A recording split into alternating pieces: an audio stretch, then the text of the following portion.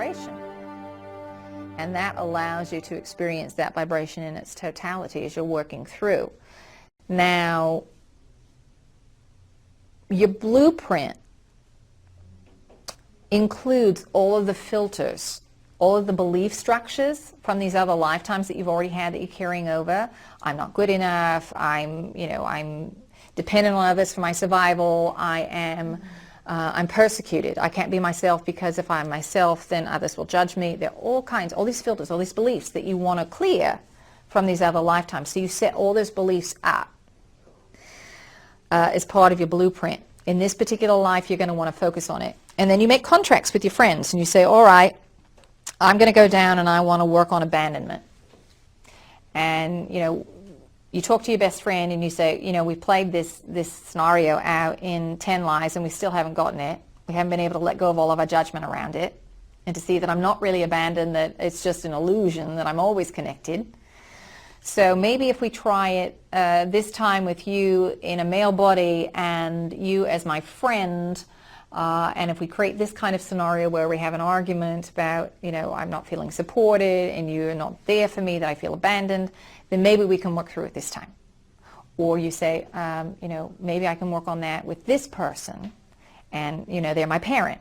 My parents are divorced and then, I'm going to feel abandoned by one of them. So I set up the scenario. This is what you do in the blueprints. So your friends agree. Even the times that you have really challenging situations where you think you may be a quote-unquote victim, it is the beings that love you the most that agree to play those roles. We're going to say that again. It's the beings who love you the most who often you create the most traumatic situations with. They'll say to you, all right, I know you want to play this victim role. I'm really not thrilled about playing the persecutor. I've kind of done it, but I love you and I know you want to have this experience and I'm going to have to work through it karmically, energetically, but I'll do it for you. And so they do. Sometimes, if you have not been to this planet a lot, the call came out that other beings in other star systems were requested to incarnate to Earth to bring in some fresh energy. These lifetimes that you've had in other systems, the knowledge and wisdom that you gained, you are bringing in because it's in your energetic field and you can tap into those records at any time. But you haven't been in such a dense body very often. So what you will do is create an imprint or an overlay. And imprints and overlays from this dimension are no different than a past life that you yourself have stepped into and had the experience of. Another way you can think of it is like you downloading a program on how something is done, or a how-to book that you've absorbed and you just take it on as it's your own.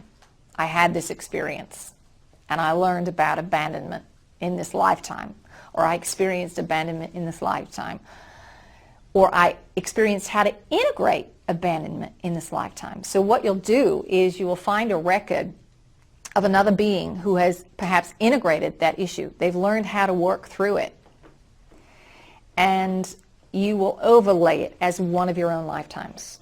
All right? So you'll say, I'm going to go down to Earth and I want to work on all these different issues. So I'm going to take this knowledge and this knowledge and this knowledge. And all these records are going to be the active records in the field. The rest are archived. You can think of them as dormant. They're not going to be ones that are actively running that you're going to tap into. Does that make sense to everyone? Do you all understand that? So the overlays of the imprints, from your vantage point, are no different than any other lifetime that you've had.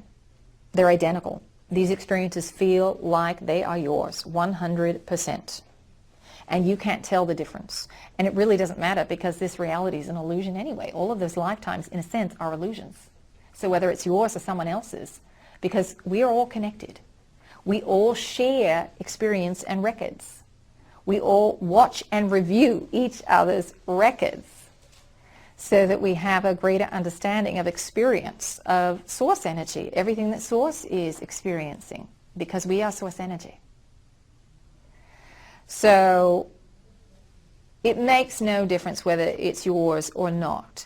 Now those who are walk-ins, those who were not the original person who incarnated the body when the body was born,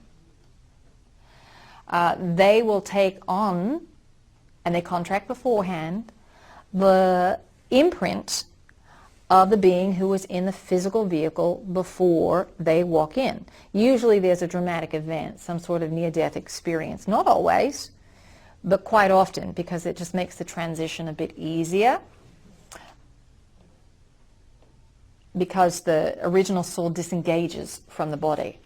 It's a little easier, especially if you're talking about someone who has been through incarnational cycles and been through the death cycle. They know when it's time to extract, and they're familiar with that sensation.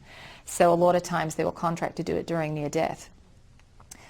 With a walk-in, it doesn't matter. For all intents and purposes, that person that was in the body, everything that happened in that lifetime is your lifetime, just as if you lived it yourself. You take it on energetically, karmically, if you will. Karma is not what you all think it is. It's been so altered, your perception of it. It's been used to control and manipulate. That you don't start at the bottom and work your way up. All right, you've been told if you don't behave, you're going to come back as an ant, or you're going to have to come back and live a life of suffering. You don't have to do any of that. But you as a soul say, I want to work this through. It's no fun to have someone put the last piece in the puzzle. I want to be able to start and finish it. So you'll come back and have an experience, but you were never forced to. You're not condemned to do anything. You have free will. And most of us, because we all know that this is an illusion, we want to come back. Now occasionally you've got some beings who haven't been here before. They'll step in and say, no, thank you. I thought this might be okay, but I'm not interested. And they will walk out, and someone will usually walk in, because you've got a perfectly good body, a perfectly good blueprint, and there are a lot of beings who want to be here. So they will take it over. I have a question about the walk-ins. Someone once told me that I was a walk-in. I did have a dramatic experience at one time.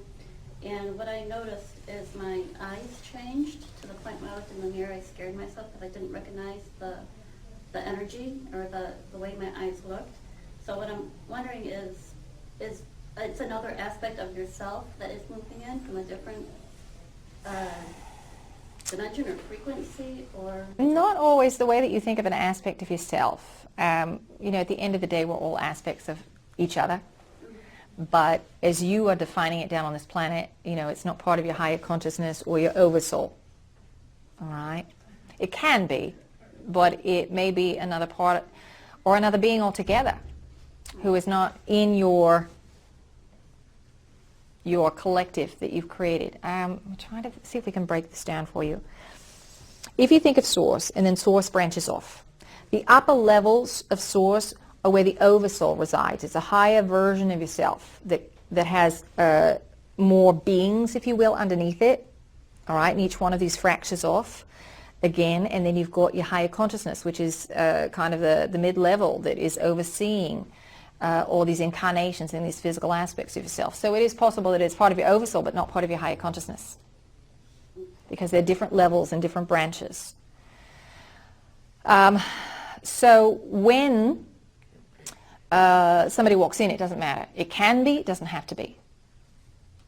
They take on all your memories, all your Yes. feelings, all your thoughts, nothing like that changed. So I just noticed my eyes.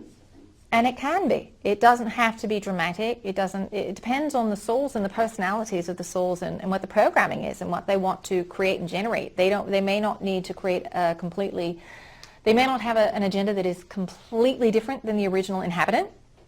All right, so they're not going to feel that the life is completely split. Some walk-ins do have that sensation that there is a split, that was completely something different. My tastes, my desires, all those are very different, and they move forward that way. Is that what a parallel universe is? Not exactly. It can be. It can feel that way, that you choose a different timeline where the agreed upon set of circumstances are vastly different. But the walk-in experience, your desire in your likes and what you want to create from this point forward, they can be similar or they can be drastically different. all right? And you're going to choose a body and situations that are still going to set you up. So if the first person had all these issues, you've got to be in agreement that either you're going to get in and you're going to integrate those right away and move on to a new set, or you're going to continue working on those very issues. There's so many variations here. We can't just give you one answer. Think about infinite possibilities. But we're just trying to give you a couple scenarios, and the most common scenarios. Walk-ins are far, far more common than you all think. We would say about 15 to 20% of your population is a walk-in. But most of the lifetimes are so similar that it's not dramatic, and it's not required that the original soul or the second soul knows that's who they are. All right? Because for all intents and purposes, it is the same. Some souls want to know, and they want to remember that they are they've got lifetimes in other stellar regions, and they want to pull that information in, so they hold it. They're not going through the indoctrination of childhood. They don't need to have that childhood experience. They just want the vehicle, and they want to be here at this particular time. So that's not required. And they want to hold that new memory. So they will do that rather than going down in density and projecting a body, because that's also an option. All right, creating a body, generating a body for yourself as you're lowering yourself. You don't have to be born into the physical world. Everybody take a nice deep breath. You've had beings on this planet who've generated a body for themselves. All right, whether you're calling them masters or ascended beings who've descended, it is possible, and it happens all the time.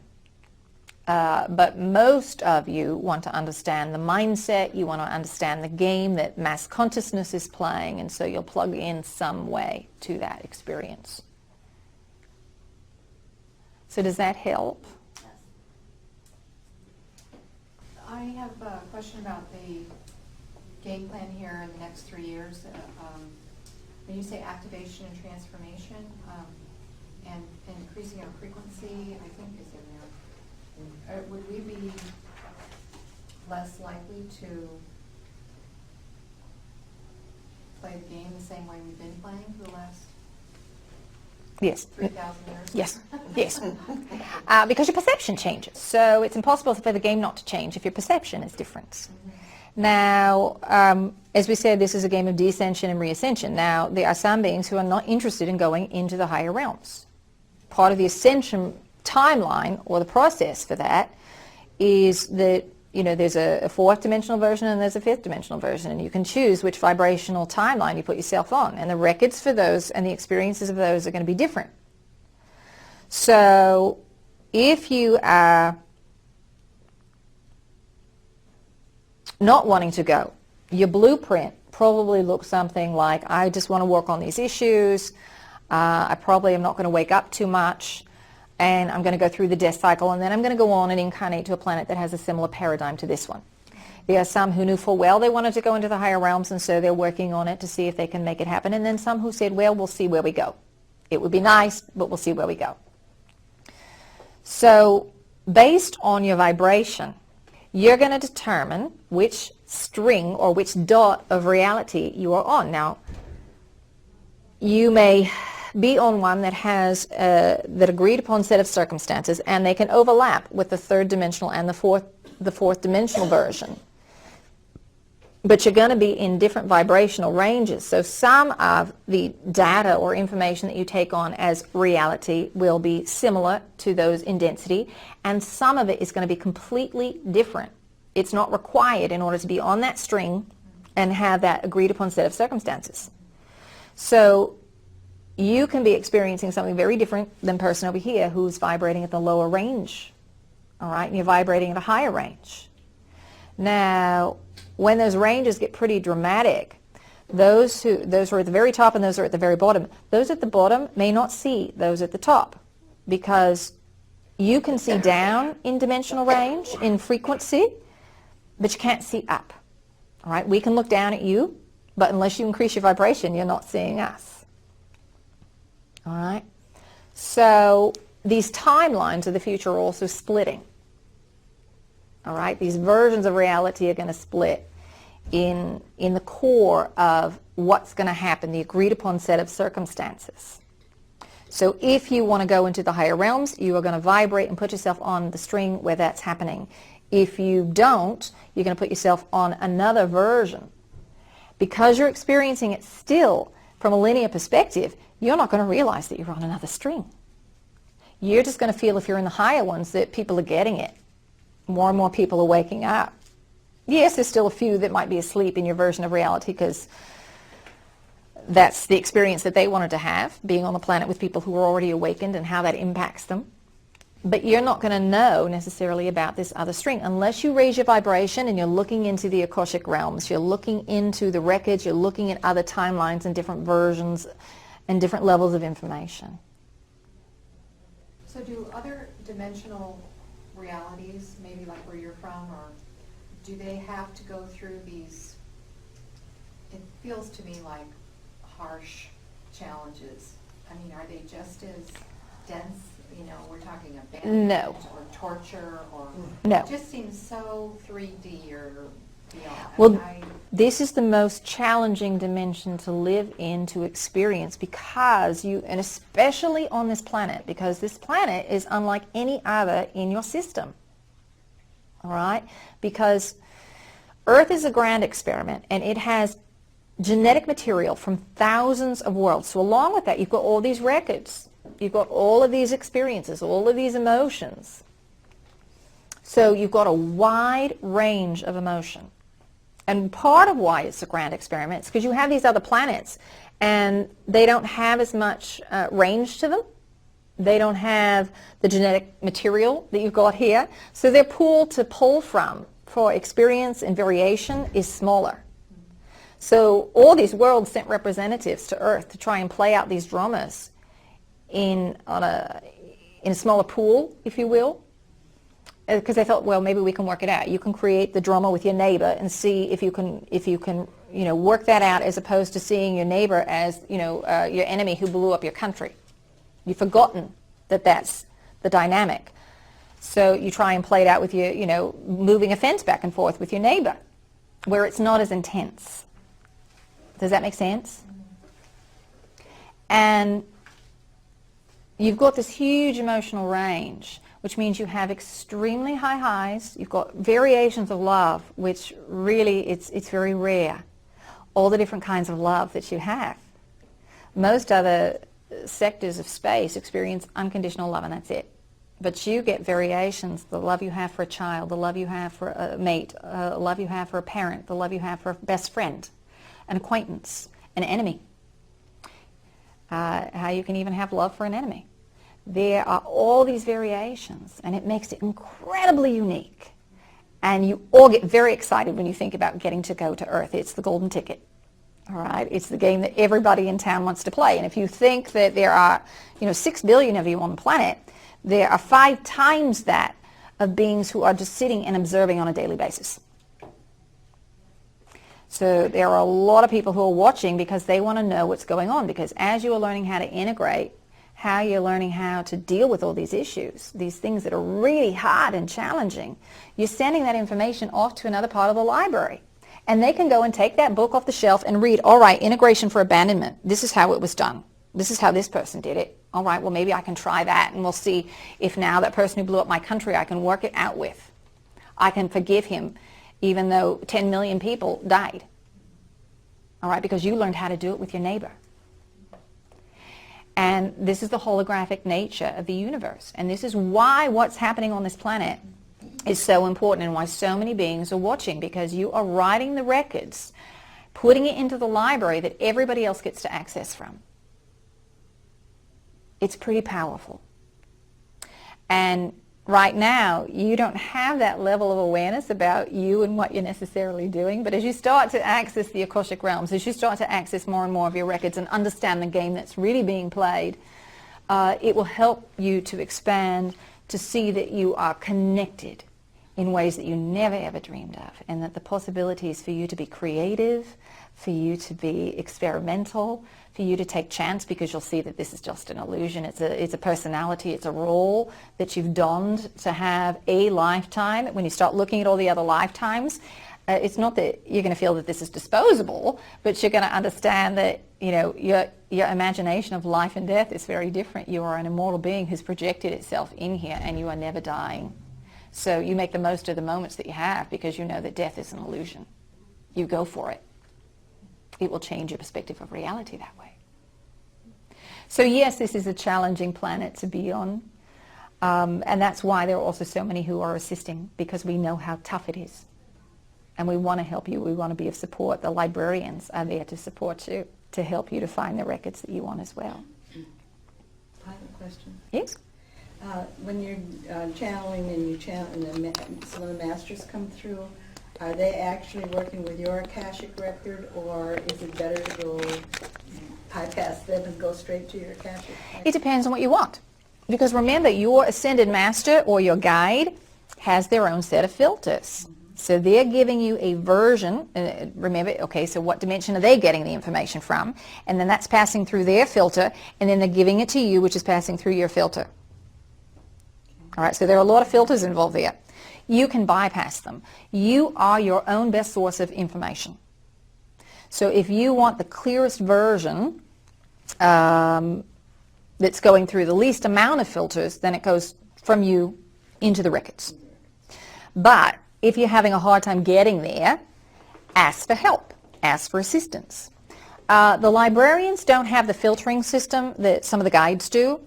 All right, their sole purpose is to bring you unfiltered information. They have some filters that are set up because of the dimension that they're in, but they don't have the same kind of life experience filters that the Ascended Masters have. We have.